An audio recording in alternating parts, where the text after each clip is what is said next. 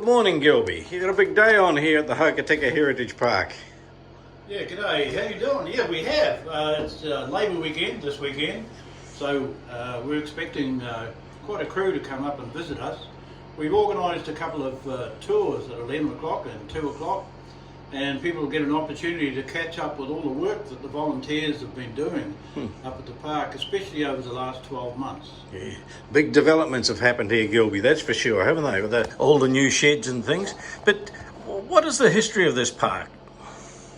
Well, we started up here, actually this year is 20 years since we started here at the park, and our focus when we first started was to actually save some of the big engines that were involved in developing Westland, more especially the big Rustons and Blackstones that are now featured in the big engine shed.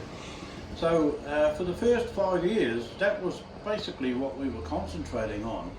But since then, we've diversified a bit, so now we have a wonderful collection of fire engines, and as we speak, they're just being installed in their new Museum of Fire.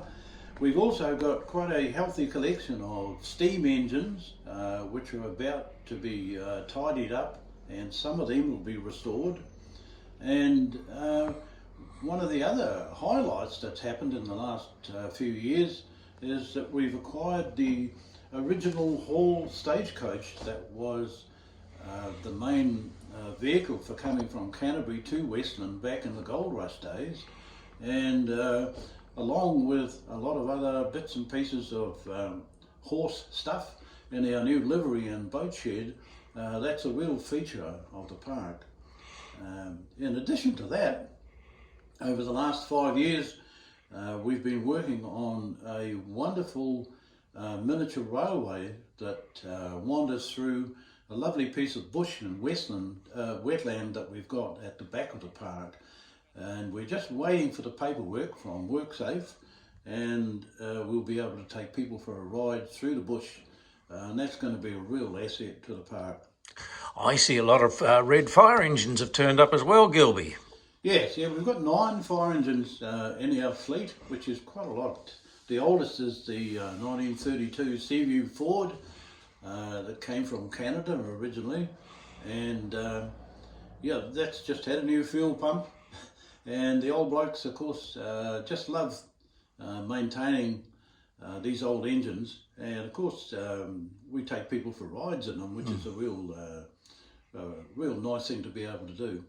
You've got a great big new shed there now, and I see there's some historic vehicles in there from the forestry, dairy and local carriers. Can you tell me a bit about that?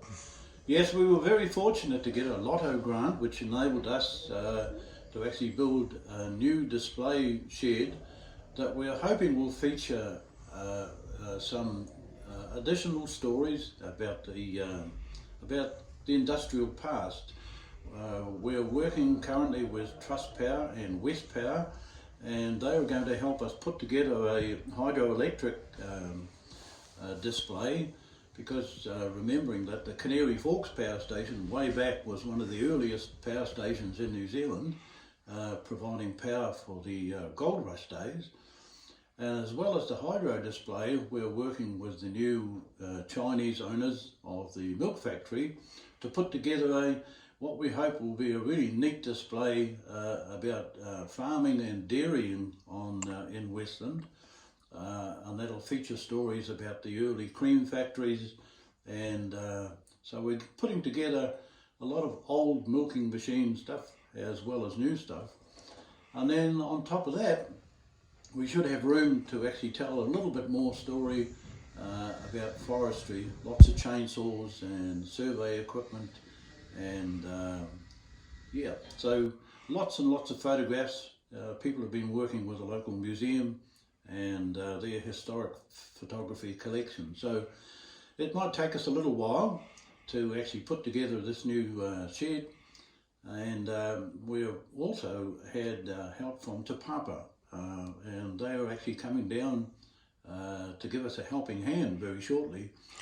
So yeah, it's all starting to come together. So Te Papa is the National Museum in Wellington, but the staff there are very helpful for how to set things up for the future, Gilby. That's right. They have what they call a helping hand and expert advice project, where they can actually target people within their organisation who will come down and actually talk to us about the concept plans and actually putting together the displays. So that's really, really helpful. Good. So a lot of this is done with volunteers, and you've got a very active committee here.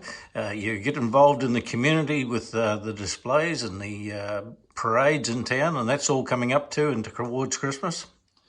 That's right. Yeah, we are really fortunate. The West Coast and Westland and Hokitika especially have got a very close-knit community, and we've had a lot of help from the community, not just running firewood raffles and raising money, but lots of equipment have been donated, and yeah, they've been very helpful. So yeah. An example of that is the big sheds, isn't it? You've had one of the local contractors or builders that have been helping with that. And that's right, yes.